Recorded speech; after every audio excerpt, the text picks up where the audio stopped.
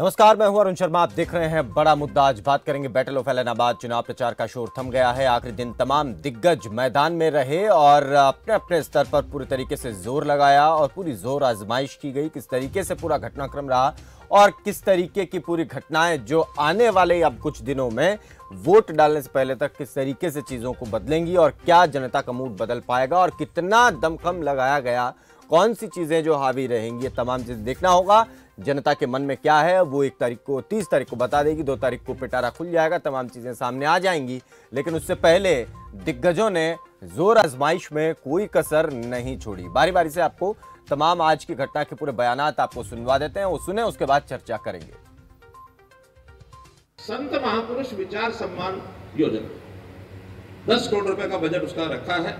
ये खर्च हो जाएगा और लगाएंगे कि जब भी कभी अपने महापुरुषों की हमने बनानी है जयंती, मिल करके मनाए। हर कोई घर में मनाने लग गया तो कुछ नहीं बनेगा। मिल करके एक जिले में, ब्लॉक में जो भी एक जयंती मनाएंगे उसकी व्यवस्था की कुछ सहायता सरकार करेगी। इस चुनाव का संबंध है, मैंने बताया कि हम लोगों को इस बार सीधा सरकार में भागीदारी करने का जो मौका आया है, इस मौके को आपने चूकना नहीं है। कोई आपको दिक्कत कठिनाई आए तो पार्टी के लोग, चाहे जेजेपी के, बीजेपी के या हमारे और जो साथी कार्यकर्ता हैं, गोपाल जी के ऑफिस में पूरे एक सिस्टम बना हुआ है। गोविंद कांडा जी का जो हमारा चुनाव है उसमें सब तरफ एक अच्छा वातावरण बना हुआ है।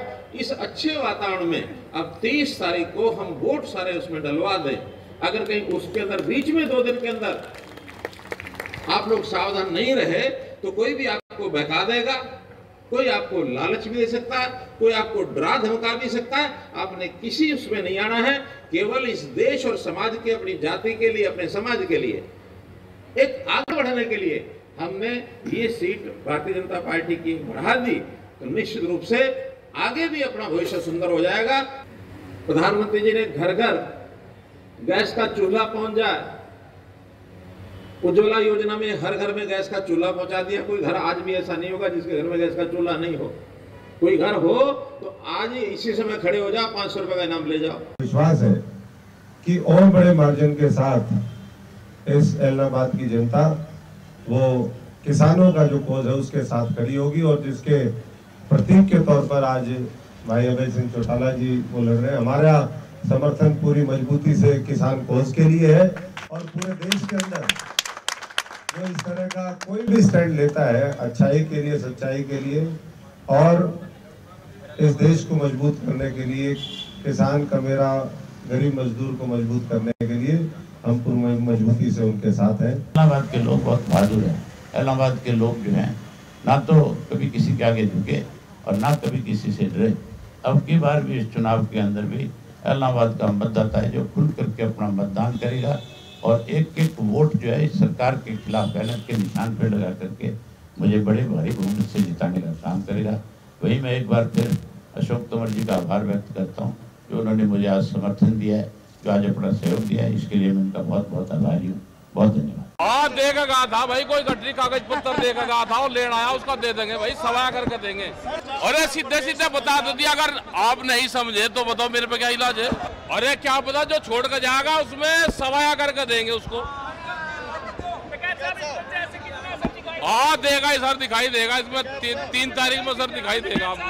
गठबंधन का उम्मीदवार भारी मतों से इस सीट को जीतकर सरकार की हिस्सेदारी में ऐलनाबाद को डालने का काम करेगा और ऐलनाबाद के अगले 3 साल के विकास के लिए प्रतिनिधि बनकर विधानसभा के अंदर ऐलनाबाद का पक्ष रखने का काम करेगा। और आज 2 साल पूरे होने पर मैं तो मानता हूँ कि हमारे लिए बड़े जोश और उत्साह का दिन है कि जो हमारे कॉमन मिनिमम प्रोग्राम के अंदर वादे थे, मेजॉरिटी बड़े वादे हमारी सरकार ने पूरे करने का काम किया है और निरंतर आने वाले 3 सालों में बचे हुए जितने हमारे ऐसे कार्य हैं उनको भी संयुक्त तौर पर दोनों पार्टियां और मजबूती से आगे ले जाने का काम करेगी। मैं तो मानता हूं कि 2 साल ऐतिहासिक रहे।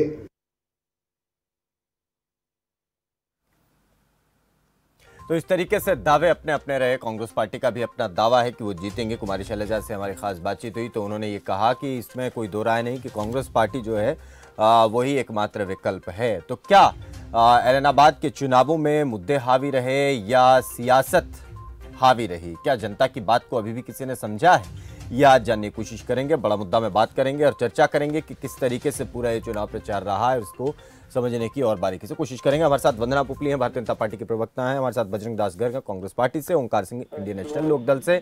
आप सभी का स्वागत है। बजरंग दास, पहले मैं आपसे ही शुरुआत कर रहा हूँ।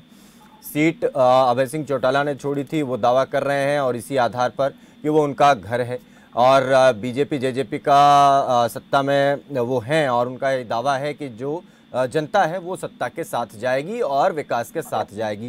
कांग्रेस पार्टी का क्या दावा है? किस आधार पर कांग्रेस पार्टी अपने आप को ऐलनाबाद के चुनाव में खड़े पाती है?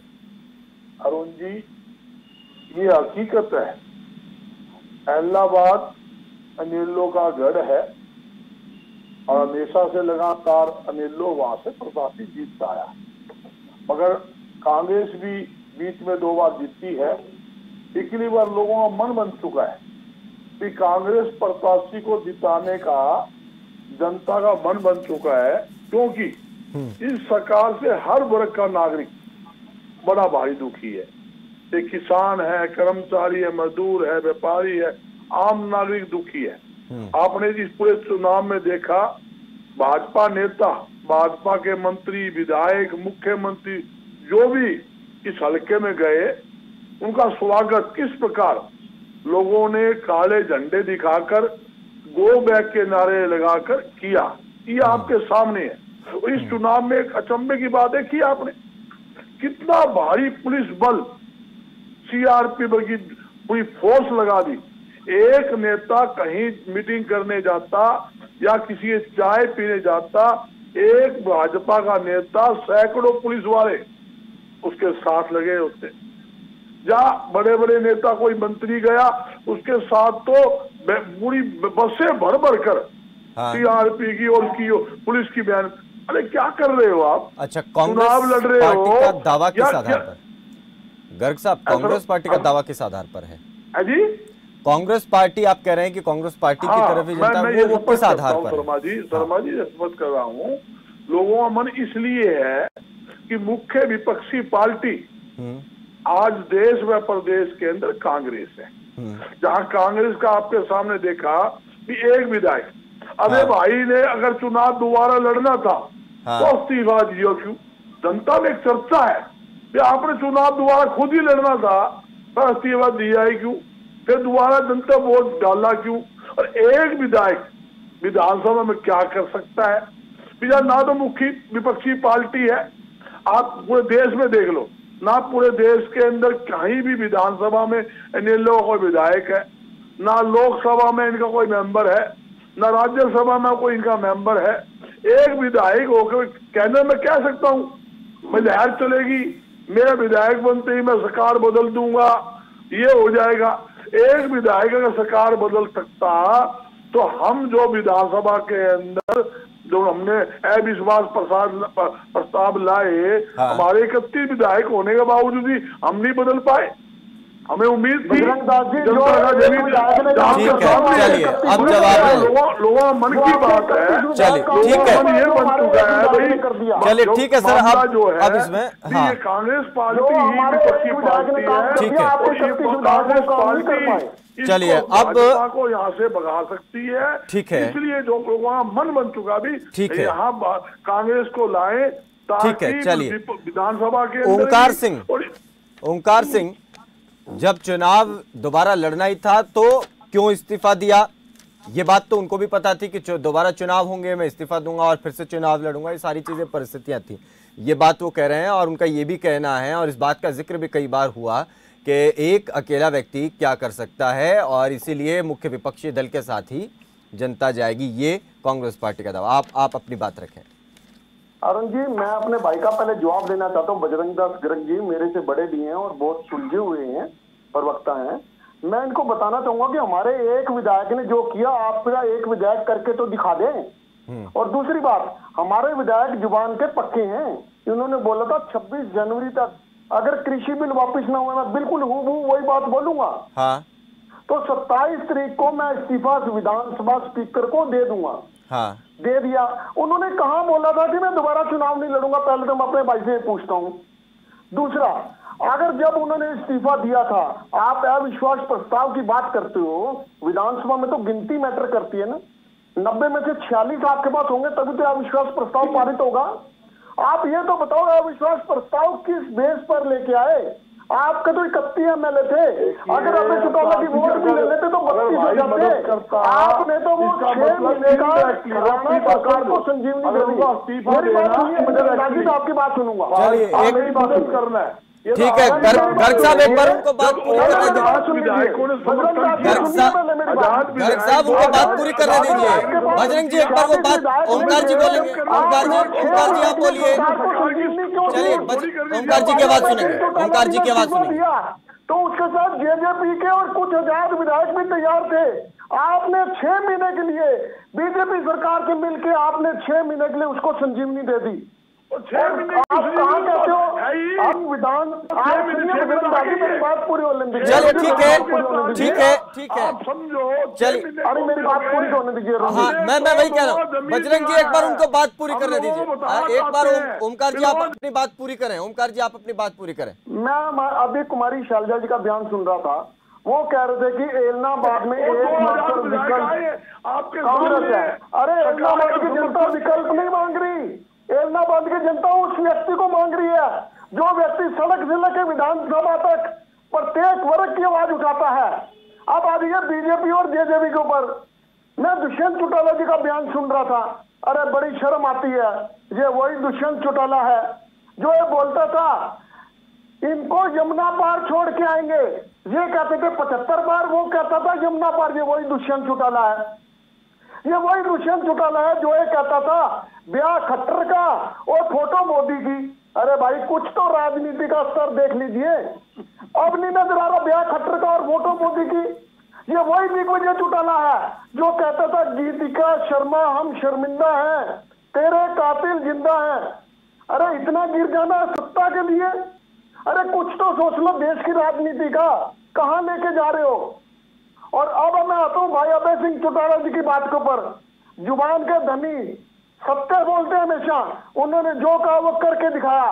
और उन्होंने कहा था कि मैं दोबारा चुनाव नहीं लड़ूंगा? पहले तो मेरे को ये बता दीजिए।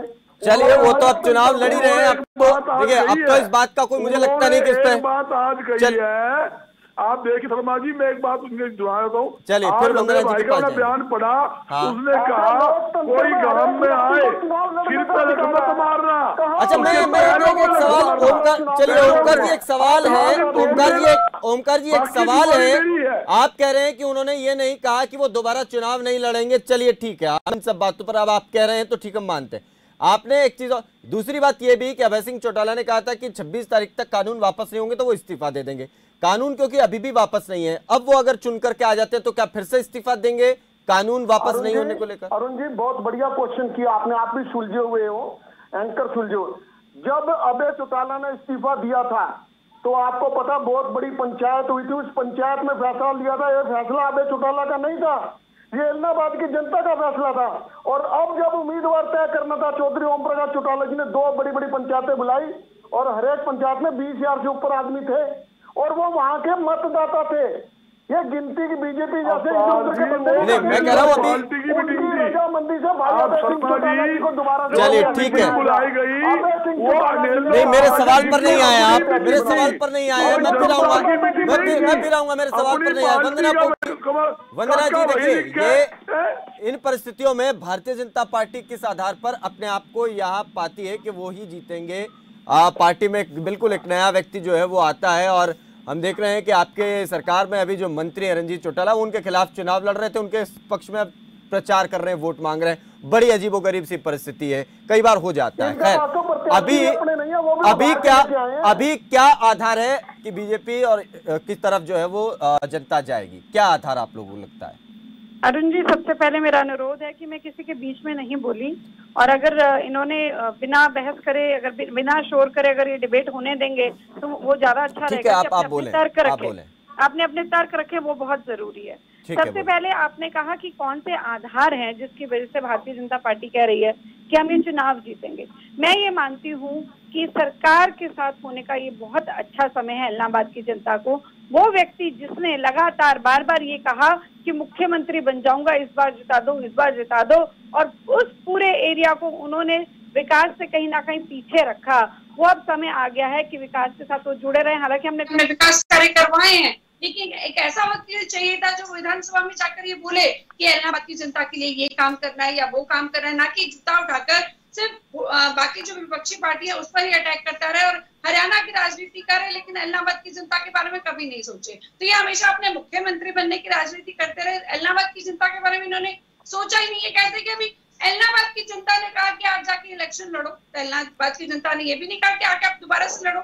ये जो पूरा आपने प्रोसीजर किया कि पहले तो आपने इस्तीफा दे दिया, फिर आप आकर इलेक्शन लड़ रहे हैं, तो इसमें नुकसान किसका है? प्रदेश के पैसों का नुकसान है। और आप कह रहे हैं ना कि हमने कहा कि जब तक कृषि कानून वापस नहीं होंगे, ऐसे हमने कोई बात नहीं कही है, तो मुद्दा तो वही का वही है। तो फिर आप दोबारा से आकर लड़ने का मतलब क्या है वो बता दीजिए मुझे। आप क्या चाहते हो भाई अभय सिंह चौटाला ना लड़े वहां से? आपको क्या दर्द होती है अभय सिंह चौटाला के नाम से? अब तो लड़ ही रहे हैं, लेकिन जनता उनका असली रूप देख लिया। चलिए ठीक है, ये बात तो आपको इसमें क्या दर्द है? सुन लेते क्या परेशानी है? सुन लेते जिसको पार्टी टिकट देगी वो लड़ेगा। अच्छा ठीक है, वो बोल रहे हैं, एक बार सुन लेते हैं, वो बोल रही है, एक बार सुन लेते हैं। मैं फिर ओंकार जी आप जवाब ले लेंगे आपसे भी। आपको ही मैं अभी बोल रही हूँ कि कहा करते थे कि हमारा गढ़ है, ओम बड़े चौटाला जी भी बाहर हैं और अभय चौटाला जी कहते थे कि मुझे जाने की आवश्यकता नहीं है, तब भी मैं जीत जाऊंगा। आप गली गली पे घूम रहे हैं साथ में, कभी किसी का साथ ले रहे, कभी किसी का साथ ले रहे। अरे भाई कमाल की बीजेपी की छोड़िए, वो भी आपसे पूछ के घूमेंगे। अगर वोट मांगने जाएंगे तो आपसे पूछ के मांगने जाएंगे। अरे भाई साहब जवान के पक्के हैं, बार बार पलटते क्यों है उसका भी जवाब दे दो ना। अरे बार बार पलटते तो आपके लोग हैं, ये वही लोग हैं जो 40 पार और 70 पार की बात करते थे। ये वही लोग हैं जो कहते थे बिहार खट्टर का और फोटो मोदी की। ये बदलने वाले लोग तो आपके पास है, हमारे पास बदलने वाले लोग नहीं है। हमारे पास जुबान के धनी लोग हैं, हमने फकर है उनके ऊपर, हमारे पास जुबान के धनी लोग हैं। कौन पलटा उसका जवाब दीजिए यहाँ पर। मैं भारतीय जनता पार्टी की प्रवक्ता हूँ, आप सही जगह पे सही प्रश्न पूछा करें। ठीक है, आप अपने घर की लड़ाई ना लड़ाया करें। आप सुनिए मेरी बात, मैं बताता हूँ कौन पलटा। आपकी उमा भारती ने बोला था कि गोपाल कांडा को का समर्थन नहीं लेना चाहिए बीजेपी को। आपके रविशंकर प्रसाद जी ने बोला था, इतने बड़े नेता ने, कि हमें उनका समर्थन नहीं चाहिए। आप पलटे, कौन पलटा बताइए? हमारे कैंडिडेट गोपाल कांडा जी हैं, गोविंद कांडा जी हैं। वो तो अरे भाई गोविंद कांडा गोपाल कांडा भाई हैं, उनकी पार्टी हलोपा है। हलोपा जो उन्होंने इस्तीफा नहीं दिया, बीजेपी ज्वाइन कर ली। अरे जुम्मा 4 दिन पहले उन्होंने बीजेपी ज्वाइन करी और आपके पास कैंडिडेट ही नहीं, आपने उनको टिकट सुना दी। अरे आपके पास तो कैंडिडेट, आपका कैंडिडेट कांग्रेस में भाग गया, पवन बेनीवाल कांग्रेस में भाग गया। और अब आपके जो प्रदेश अध्यक्ष बोलते हैं ये तो पवन है, एक जगह नहीं ठहरती। अरे आप तो ऐसी पार्टी को बिलोंग करते हो जो 1 मिनट में देशद्रोही होने का नाटक लगा देती है, 1 मिनट में ठप्पा लगा देती है देशद्रोही। अरे आप चलिए ठीक है, देखिए बात पॉइंट पर आ जाते हैं, पॉइंट पर आ जाते हैं, पॉइंट पर आ जाते हैं, पॉइंट पर आ जाते हैं। आप वो बात देखिए, वंदना जी वैसे बात ठीक कह रही है। ओंकार जी, वंदना जी ने जो बात कही कि भाई तो आपके घर में भी है ना, वो भी आपके सामने खड़े हैं। बचाओ, आप टिकट किसको दे रहे हो? जिसका भाई को पर रेप और रोक किसको दे रहे हो टिकट? या बेटी बचाओ बेटी पढ़ाओ कैसे मिलेगा? कहाँ ये, कहाँ बेटी पढ़ाओ, कहाँ बेटी? चलिए ठीक है, एक बात आप कहते हो सबका साथ सबका विकास, फिर इलाहाबाद में आप किस मुंह से कह रहे विकास करें? चलिए ओंकार जी एक सवाल आपसे है। अभय सिंह चौटाला पहले भी अशोक तंवर से मिलके आए और आज आखिरकार उन्होंने समर्थन उनको दे दिया। इसकी जरूरत थी क्या? लगा था कि और लोगों को साथ लाने की जरूरत है इस चुनाव में, जब जनता उनके साथ थी तो? अरुण जी, ये चुनाव एक मात्र उपचुनाव नहीं है, ये हरियाणा की राजनीति की दशा और दिशा तय करने जा रहा है। इस उपचुनाव के बाद एक सीट की महत्व नहीं है, इस चुनाव के बाद पता लगेगा हरियाणा की राजनीति किस तरह करवट लेती है। और कोई व्यक्ति, हर एक व्यक्ति के पास हमारा अधिकार है, लोकतंत्र में वोट मांगने का अधिकार है, कोई हमारा साथ दे ना दे। अगर हमें अशोक तंवर जी ने सहयोग दिया, साथ दिया, तो हमें उसका धन्यवाद करते हैं। आपका ये क्या मतलब उनसे मांगेंगे कि नहीं मांगेंगे? अरे भाई, हम तो हर एक व्यक्ति से सहयोग मांगेंगे, हम तो अपनी बहन वंदना को अपनी से भी सहयोग मांगेंगे। अच्छा ये पॉइंट वो जो कह रही हैं ओमकार जी, उन्होंने कहा है कि ये राजनीतिक अस्तित्व की नहीं, ये आपके व्यक्तिगत अस्तित्व की लड़ाई है। वो कह रही है कि आपके व्यक्तिगत अस्तित्व की लड़ाई है एक सीट पर। प्रदेश की जनता तो अगर चुंगल से छुटाएगी तो चलिए ठीक है। बजरंग दास कांग्रेस में वो पावर नहीं है। बजरंग दास गर्ग, आप कुछ कहना चाह रहे हैं? बजरंग जी बोलिए सर, बोलिए। और मैं बीजेपी से पूछना चाहता हूँ, ये क्या मुद्दे लेके जाएंगे? महंगाई लेके जाएंगे, बेरोजगारी लेके जाएंगे, कोरोना मृत्यु लेके जाएंगे? वो चलिए कोई बात नहीं, वो तो सामने आ जाएगा सब कुछ, वो तो सर सब कुछ सामने आ जाएगा। चलिए बजरंग दास गर्ग आप बोले, बजरंग जी आप बोले। शर्मा जी आप बोलिए। बोलिए। देश के इतिहास के अंदर आप कभी देख लेना, बाई इलेक्शन हमेशा सरकार का होता है, क्योंकि सरकार के पास सरकार बात तो पूरी सुन तो ले। जहां तक इलेक्शन की बात है कि सरकारी पूरा अमला जमला धन और बल इस चुनाव में सरकार ने लगा रखे। पहले भी बहुत बार चुनाव हुआ था। अच्छा एक बार बात पूरी हो जाए, सुन ले मेरी बहन, छोटी बहन सुन ले, वंदना बहन मेरी सुन ले, बोलना मत मेरी छोटी बहन वंदना जी, आप मेरी बात को थोड़ा सुनो। बात तो सुनो, एक बार बात पूरी कर रहे हैं। बजरंग जी की बात सुनिए, बजरंग दास की बात सुनिए, बजरंग जी की आवाज सुनिए। आपके बोलने कोई फायदा नहीं है। चलिए बजरंग जी ज्यादा मैंने बोलना आता, मैं कोई बात बोलता हूँ मतलब मुद्दे की बात बोलता हूँ, मैं ये अजुल्ली फुजुल्ली बात मुझे नहीं आती, मैं बताना चाहता हूँ। अच्छा एक बार बात पूरी करने दीजिए। बजरंग जी बोले। हाँ, आपने देखा पहले भी बाई इलेक्शन बड़ौदा के अंदर हुआ, हाँ, और पूरी सरकार लगी, पूरी सरकार का अमला जमला लगा, और कांग्रेस पार्टी पहले से ज्यादा वोटों के अंदर बाई इलेक्शन जीता। अरे आई आपके सामने है, ये कहते हैं भी हम चुनाव जीतेंगे। मैं ये बताना चाहता हूँ, देखिए जहां भारतीय जनता पार्टी है और जेजेपी है, इस चुनाव के अंदर चुनाव लड़ने की हिम्मत नहीं जुटा पाए। भारतीय जनता पार्टी तो वो गैंड फैक्ट्री थी, जज्बा की तरफ, जज्बा को तू लड़ ले, जज का उल्टी गैंड फेंकता था भाजपा की तरफ भी आप लड़ लो। इन्होंने तो उधारा बोल का लिया, उधारा कैंडिडेट लेकर आए हैं। आपके पास में कौन सा है? अच्छा कांग्रेस पार्टी में कौन? कांग्रेस पार्टी में कौन है? डालना है आप, इससे बड़ी काम की बात नहीं हो सकती है।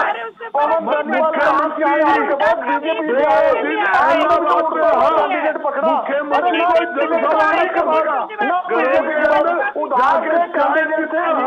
अच्छा बजरंग दास गर्ग आप कह रहे हैं, बजरंग दास गर्ग आप कह रहे हैं कि इन्होंने उधार का कैंडिडेट किया। सर आपके पास कहां से आया कैंडिडेट? आपके पास कैंडिडेट कहां से आया? आप कह रहे हैं उन्होंने उधार का, आपके पास कहां से आया कैंडिडेट? सवाल करो, आप सुन लो, आपने पूछ लिया, अच्छे सवाल पूछे। मैं उसी लाइन पे आने वाला था।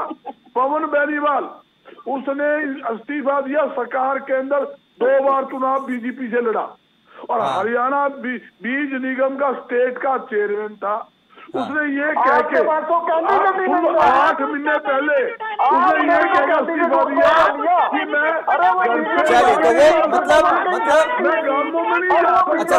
अच्छा इस चुनाव में एक खास बात तमाम राजनीतिक दलों के पास है, एक दूसरे के लिए कहने के लिए बहुत कुछ है, लेकिन अपनी बात बचाने के लिए बहुत कम चीजें हैं जो दिखाई देती हैं। आप तीनों ही का बहुत शुक्रिया इस चर्चा में जुड़ने के लिए, अपनी अपनी बात रखने के लिए। तो अब जो है ऐलनाबाद की जनता को तय करना है।